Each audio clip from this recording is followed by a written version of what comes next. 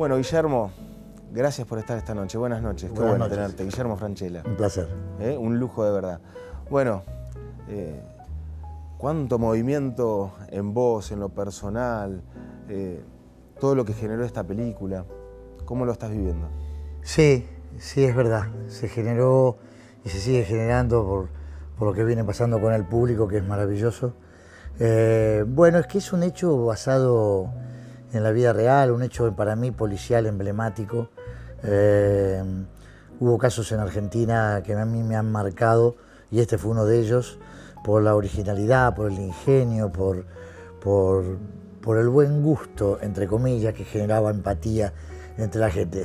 Fue un ilícito, no puede haber empatía, pero realmente cuando salieron las noticias fue algo muy significativo. Yo me acuerdo que me quedaba leyendo o viendo la televisión impactado por cómo había sido esto, cómo se había perpetuado, sin lastimar a nadie, usaron armas de plástico.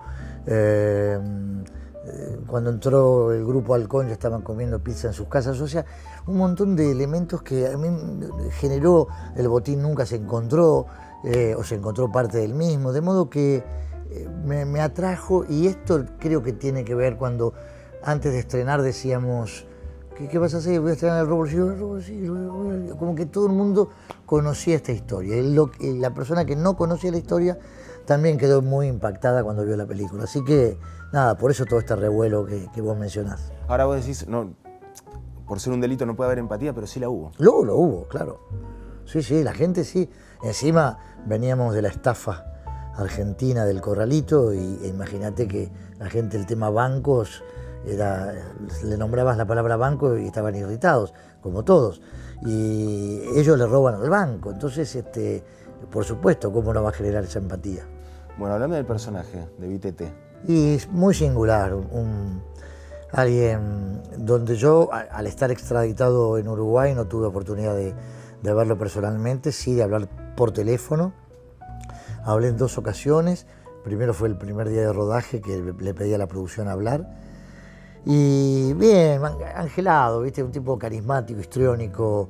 Es un personaje. O sea, yo tuve oportunidad de ver varios reportajes de él. Para mí fue importante observarlo, la conducta que tenía ahí cuando respondía. Responde muy hábilmente, por más adversa que sea la situación, tiene esa impronta, esa inmediatez para resolver las respuestas.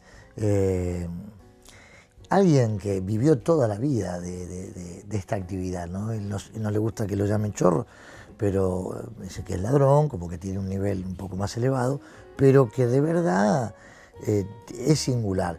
Para un actor es fantástico transitarlo, ¿no? Porque tiene momentos, porque has visto la película, te lo marca en el comienzo de la película, cuando él tiene, no me gusta espolear tanto la gente que no fue, pero bueno, cuando él va a robar la escribanía, la primera escena, y se encuentra con el primer escollo a la madrugada con alguien de limpieza en el lugar. Y yo sé, como cualquier otra situación, lastiman, matan y escapan. Y vos viste cómo resuelve él, así era él. Él resuelve y agarró este vaso y arrancó. Y arrancó y le agarró un libro y arrancó. ¡Uy, qué sorpresa! Y ahí está, y la durmió en un segundo y logró el objetivo. Y eso fue en todo. Entonces fue lindo como actor explorarlo. ¿Y en esa charla cómo fue? ¿Qué se habló? Primero, que le dije que le íbamos a iniciar este rodaje con mucho respeto y que tenía ganas de encararlo. Él dije que estaba muy orgulloso de que lo represente. A él lo llamaban el hombre del traje gris. Sí. Y dijo, tengo el traje gris acá, ¿te lo presto? ¿Querés? Y digo, no, ya vestuario me hizo uno, le dije. Después dijo que teníamos puntos en común. Y digo, ¿cuáles? Y yo, somos roncos los dos. Y soy hincha de Racing también. Y digo, hincha de Racing uruguayo. Digo, porque dice, bueno, porque viví muchos años en Buenos Aires. Esas fueron las charlas.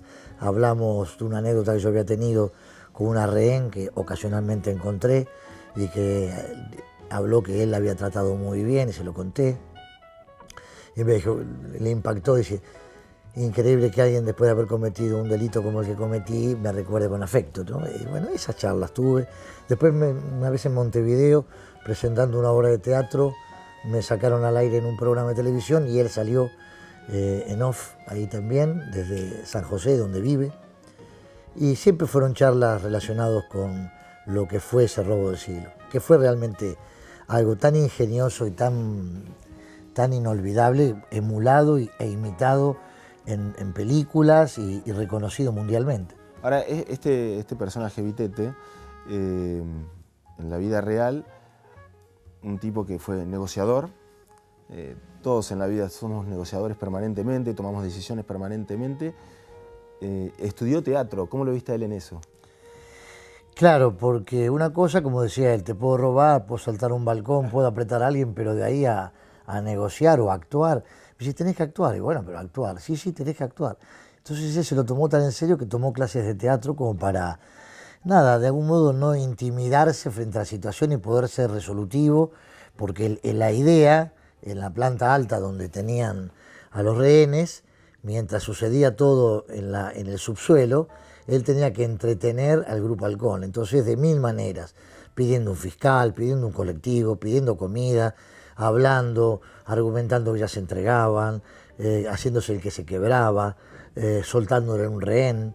Siempre había algo como para entretenerlo y eso había que negociar. Y en ese sentido fue un fresco que lo hizo. Nosotros la logística de adentro del banco la teníamos porque Araujo, Sí. que fue co-guionista además, siempre estaba en el rodaje. Entonces nos enseñaba un poco cómo era la logística del interior. Y la del exterior estaba el Grupo Halcón, había representantes del Grupo Halcón que también nos ayudaban a contar cómo había sido lo de afuera. Ahora vamos a profundizar un poquito con el tema de Araujo, porque realmente es interesante eso que contás. ¿Qué crees que hay detrás de esta banda en las personas? Digo, por decirlo de alguna manera, no son delincuentes comunes. ¿Qué hay detrás en esa cabeza de estos tipos? Son bastante heterogéneos entre sí, ¿eh? Yo conocí a Araujo, a Marciano, a De la Torre y a nadie más. Y a Vitete por teléfono.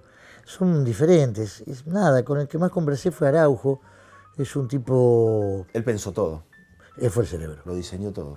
Y así como vio el banco, vio una alcantarilla, tiró una cinta métrica, fue al desagüe, miró, la encontró, y ahí se dio cuenta que estaba a 18 metros del piso de un banco.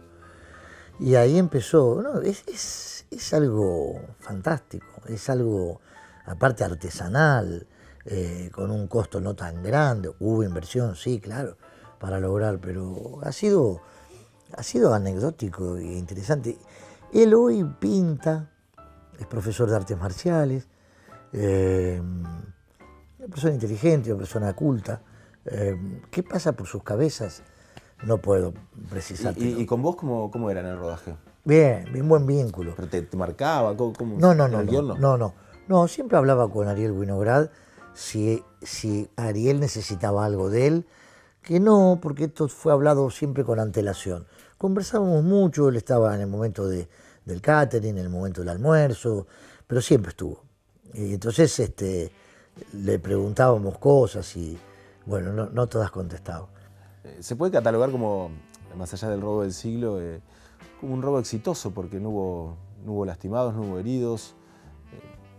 Terminó bien la historia en la película, digamos, pero en ese sentido, digo, pero en el robo en sí, ¿se puede catalogar como salió bien la cosa? Para un lado y para el otro.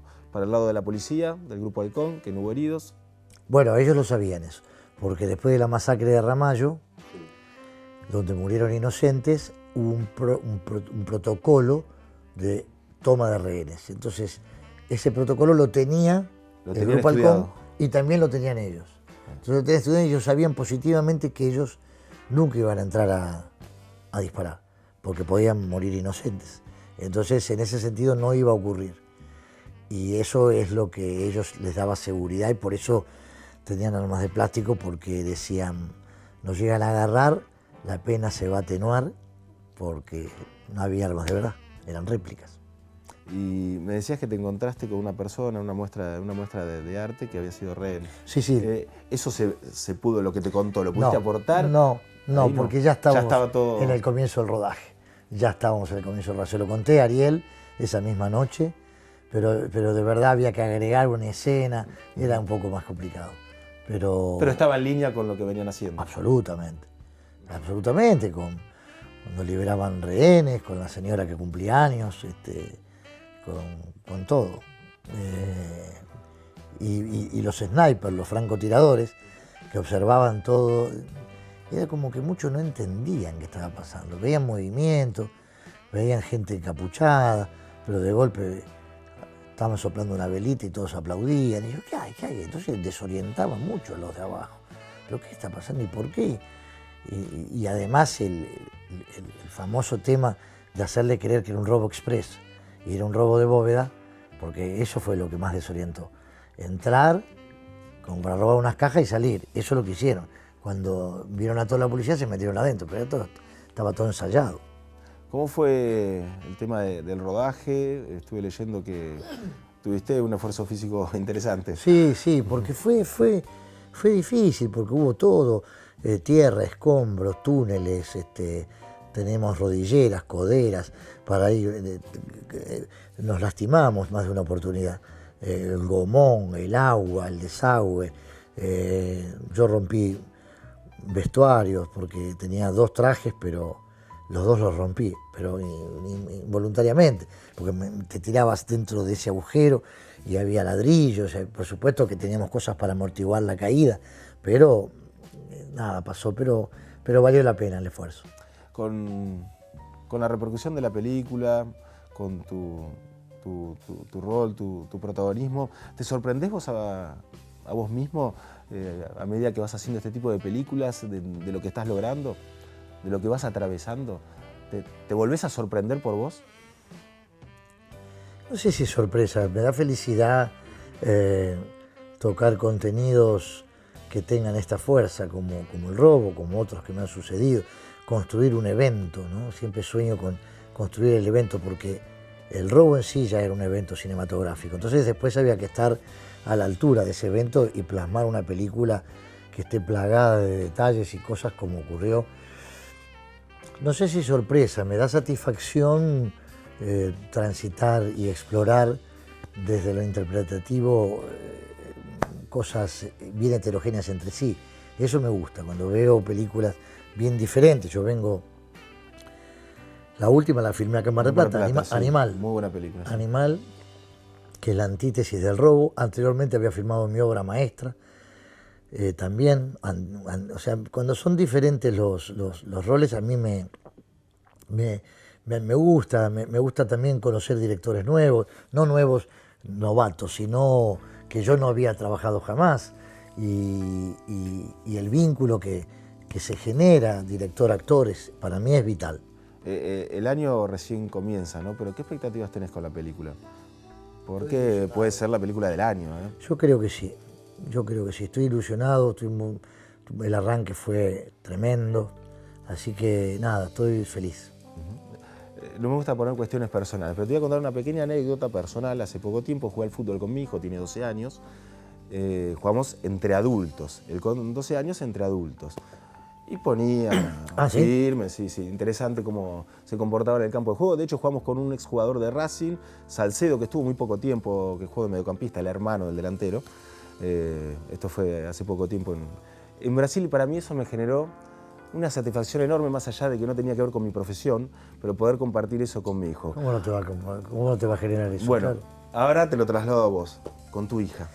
Bueno, fue maravilloso. Fue muy fuerte porque el vínculo acá no era papá Guillermo con Yogi, era Mario, un ladrón, y la hija de un ladrón, que estas pibas están de vuelta.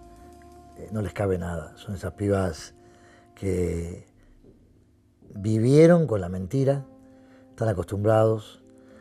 El padre estuvo preso gran parte de su vida, entonces era un rol interesante de transitar. Joana la conozco mucho, obviamente, y cómo se ha formado, esa chica que viene estudiando y preparándose hace muchos años, pero esto era un largometraje, yo lo había visto en teatro, lo había visto en televisión, es dúctil, es verosímil desde lo interpretativo, pero era un rol muy, muy, muy difícil, con escenas de comedia, con escenas de tensión, con escenas de emoción.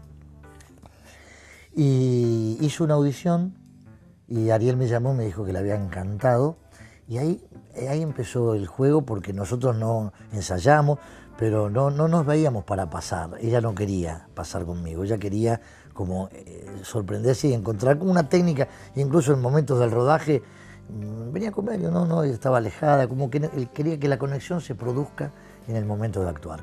Dije, bueno, fue la elección de ella, y de verdad salió algo, yo como papá me emocionó mucho, pero también me conecté, que eso a mí como actor me fascinó, me conecté con verdad, nos miramos y algo pasó que no era la mirada de mi hija, y no es la mirada de su papá hacia ella.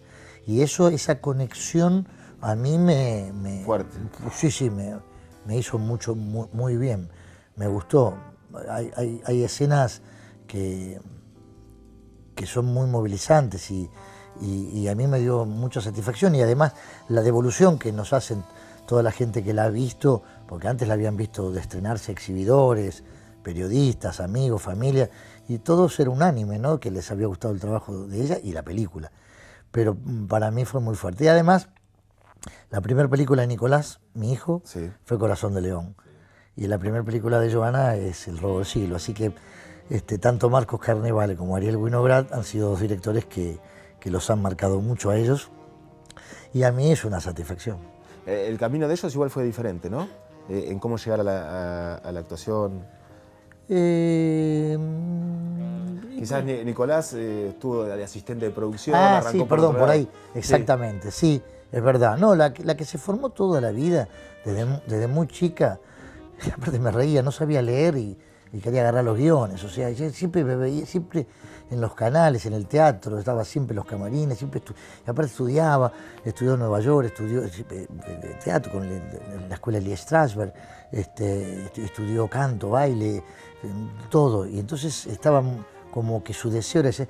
Lo de Nicolás fue un poco más fortuito, más casual. Trabajaba en un canal, Telefe, hacía producción, la asistencia a producción, lo ayudaba a Campanella en El hombre de tu vida, me acuerdo, pero ya agarraba los libretos y medio los estudiaba, y yo le digo, ¿qué estudia? Si no, para mañana, para la escena, y ya le había picado, ya le había empezado a gustar, y ahí empezó a trabajar en pequeñas cositas, cada vez más grandes, y también hay algo, no sé, porque esto es innato, me da la impresión más que adquirido, que también una naturalidad que me encanta que tenga.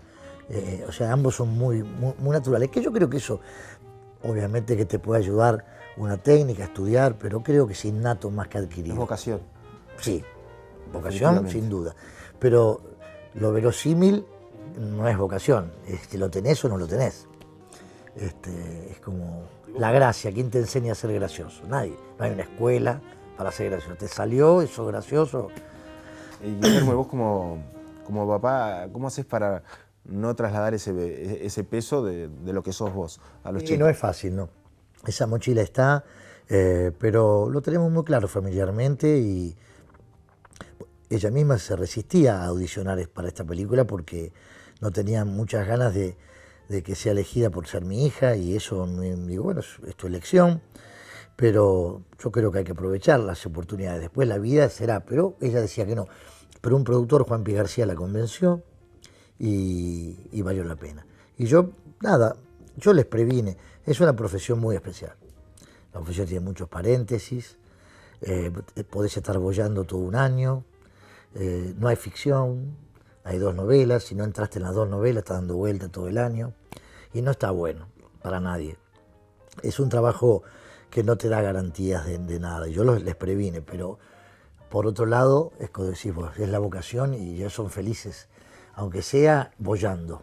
Bueno, a ella le fue bien con ATAP. Le fue muy bien con ATAP, le fue muy bien también con otro ciclo que se llama Millennials, que salió en Netflix. Estuvo dirigida por Luis Brandoni en una obra de teatro que yo amé, que es Justo lo mejor de mi vida, con Miguel Ángel Rodríguez. Viene dando sus pasitos y lindos pasitos. Así que, y el robo me parece que le va a traer consecuencias favorables, ¿no? Yo sé que sos el papá, pero cuando hablas de ellos hablas con una admiración muy grande. Y bueno, es un poco lo que te habrá pasado vos cuando jugaste a la pelota con él. Creo que tiene que ver eso con estar y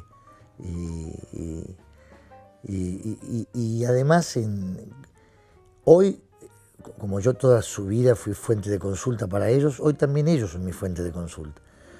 Ha cambiado todo tanto que cuando tenés gente joven alrededor, también te ayudan a tener una visión un poco distinta. Los roles, a equilibrarse. A tener una visión distinta a la que tenías, ¿no? Y más con estos cambios. Por supuesto, por supuesto. Entonces ellos me permiten a mí consultarles y me pegan, ¿no? O sea, pero esto es normal. ¿Con qué te pegan? Contame algo. No, bueno, por este cambio, como decís Sí. vos, hay cosas, yo estoy constituido como un ciudadano de una manera determinada, con mandatos paternos, maternos, con una historia de vida. Como les digo, denme tiempo. Sí, no lo vamos a cambiar de un día para el otro. Teneme paciencia. Es decir, no es tan sencillo. Estoy formado de un modo, pero me estoy adaptando y también me ayudan mucho ellos. Y chicos, y yo trabajo con muchos pibes jóvenes, que obviamente tienen otra mirada a la situación, adaptarse, incluso en los contenidos mismos. Hay que trabajarlo eso, ¿no?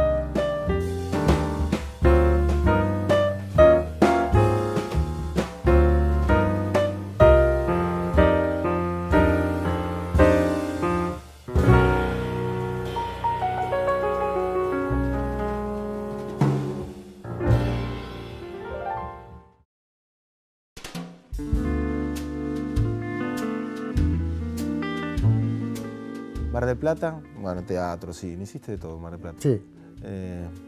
¿Cómo la tenés catalogada para vos? Siempre me gustó mucho Mar del Plata. Sí, es verdad, siempre la quiero mucho a Mar del. Toda mi vida lo dije, desde chiquito que venía con mis papás, hasta de grande que trabajaba en teatro y estaba 3 meses al año acá. ¿De chiquito venías a la playa, verano? Sí, playa. Iba al hotel de los bancarios, mi papá era bancario, así que... y después, nada, con amigos, solo, soltero, después casado, después en temporada de teatro. Siempre Mar del Plata ha sido significativa. Sí, hay como una memoria emotiva, ¿no? de lo que genera en mí, linda. Bueno, acá protagonizaste muchas películas de humor. Claro, ese humor para los chicos, películas para chicos, Los Bañeros y todo eso, sí. Sí, las playas, sí. Sí. Te divertías mucho, ¿no? Sí. Y eran lindas. Un humor muy blanco, muy naif, muy inocente, pero generaban unos éxitos de taquilla grandes. Sí, la gente... Es más, había fans de esas cosas, sí. Con los años, ¿no? Eran pibes grandes que hoy los veo. Sabes que a veces ponemos Los Bañeros, yo me río, no te puedo creer. Pero que de verdad, gustó mucho. En una época muy... Ese humor hoy no está. No está. No. ¿En eso tus hijos también te asesoran en el tema del humor? Sí. En estos cambios que hubo. Sí, ¿viste? estos cambios. También lo ves vos, pero... ¿De qué podemos hablar, viste? Pero en el mundo es así, viste, que se juntan para ver de qué pueden hablar para no equivocarse o no sentir que uno ofende y capaz que la intención no es esa. Pero no, es adaptarse. Bueno, pensando en el futuro, ¿qué se viene? Yo sé que el presente es la película, se viene Casados con Hijos en el teatro. Sí, y otra peli, marzo, abril, que voy a volver a filmar con Marcos Carnevale, una película de Nicolás Giacobone, que es el coautor de Bergman, con Armando Goya, González Iñárritu, la ganadora del Oscar. Ha escrito un guión muy bueno, está Telefe también detrás y estamos en la puntada final, pero todo indica fines de marzo a filmar. De aquel humor que hablábamos hace un ratito, a todo lo que estás haciendo hoy, atravesando, ¿dónde fue el quiebre de Francella para dar ese cambio en su actuación? Fue una búsqueda mía, ¿no? Pero la primera película fue en México. Rudy Cursi, 2007. Porque me llamaron y me resultó muy extraño para hacer una audición. Y yo, viste, los los actores argentinos no audicionan mucho si son muy conocidos. Y me resultó raro. Me dice, pero son gente de México que te quiere ver. Y después cuando me dijeron quiénes eran, me sedujo y dije, bueno, a ver. Me volví a la etapa de adolescente en las pruebas y que otra vez te dolía la panza cuando ibas a una audición y estuvo muy bueno. Me dieron el papel y para mí fue una carta de presentación porque eran Guillermo del Toro, Alfonso Cuarón y Alejandro González Iñárritu. Y ellos les hicieron cientos de notas y ellos hablaron cosas muy buenas y muy lindas, expresando de mí, y esto viajó mucho y voló mucho y se comentó mucho. La película fue una de las más taquilleras de México, y de mi trabajo, que también me lo ponderaron, y ahí fue una buena carta de presentación. Después vino El secreto de sus ojos, que Juan siempre tenía ganas de trabajar, yo con Juan ni hablar, pero él conmigo también, y me lo había exteriorizado en más de una oportunidad, pero nunca estaba el vehículo ideal como para, y El secreto lo fue, y fue maravilloso. Y a partir de ahí empecé a tener una seguidilla de 11 películas, con 11 directores distintos, porque estuve con todos, ¿no? La verdad, Trapero, Campanella, Ana Katz, Carnevale, Burman, Alejandro Masi, Duprat, Armando Bo, todos, Ariel, Winograd. La verdad que con muchos directores que yo quería trabajar, y empezó una continuidad que yo anhelaba tener y se pudo plasmar. Y me encanta poder tocar las dos cuerdas, tocar este tipo de personajes, comedia, cosas un poco más dramáticas, y no renuncio nunca a la comedia porque es el género que más amo. Que lo fuiste encontrando, o lo fuiste trabajando la comedia cuando arrancaste, digamos. No, fue una anécdota. O sea, acá no es que yo me preparé para ser actor de comedia. No, empecé a trabajar en comedia, a los productores les resultaba efectivo, y me seguían llamando, y después era como que lo único que hacía era comedia. Yo como actor tenía ganas de transitar otros géneros y a veces no se daba. Hasta que finalmente yo lo expresé tanto, lo deseé, y yo los entendía también. Cuando alguien escribe una historia, tiene miedo, si vos sos alguien muy popular, que tu sola presencia distraiga lo que ellos han escrito. Y es lógico. Pero yo decía, confía, te puedes distraer los primeros segundos, después quédate tranquilo que puedo darte otra cosa. Y bueno, y así fue que empezó, y ya no me ocurre eso con los autores de ese temor, ¿no? Porque lo pudimos demostrar que no ha ocurrido. Pero sí, bueno, ese temor existió, y existió en vos también. No, en mí nunca, en mí nunca. ¿Vos estabas seguro? En mí nunca, pero en ellos sí, y lo entendía. Bueno, para no quitarte mucho más tiempo, hablemos un poquito de Racing. Es lo único que tenemos que hablar. Es de lo que tenemos que hablar, de fútbol. Yo soy muy bostero, pero no importa. Podemos hablar de muchas cosas, pero año 2001, cancha de Vélez. Esto no te pasó ahora en Mar del Plata, cuando estuviste ahora en Mar del Plata, ¿no? Con la consagración de Tigre. Sí. Bueno, ahí no tuviste que entrar con nada. No. ¿Me la contás esa anécdota? Claro, porque era en la cancha de Vélez, y yo cuando iba a la cancha de Racing tengo cochera o me dan un acceso en el pasaje Corbata, y ahí entro al palco. En cambio, en la cancha de Vélez esa posibilidad no la tuve. Había que dejar el auto en la calle y caminar con todo el mundo alrededor, y yo sé lo que es eso. En los mundiales también me pasa que cuando voy me tengo que poner, y me puse una careta. Que... La careta de la máscara. La máscara de goma, que me moría de calor. Y caminaba a la par de todos, y ahí sufrí el anonimato de verdad, porque tenía que pasar por vallas y no me dejaban. Yo levantaba y digo, déjame pasar, por favor. Te lo pido, por favor. Y así fui pasando todas las escalas, pero fue una anécdota maravillosa. ¿Y cuántos años esperaste? 35. Y ahora estamos más seguiditos. Ahora estás bien. 2001, 2014, 2019, 2. Bien, bastante bien. Bueno, ¿y a BKCS? Vamos a ir a darle un voto de confianza, ¿sí? Como corresponde. Sí, por supuesto. Bien. Bueno, Guillermo, gracias por estar esta noche, pero por favor, antes de la despedida, ¿vamos a brindar? ¿Cómo no? Por la película. ¿Cómo no? Dale. Ahí está. Gracias. Perfecto. Gracias, por estar esta noche.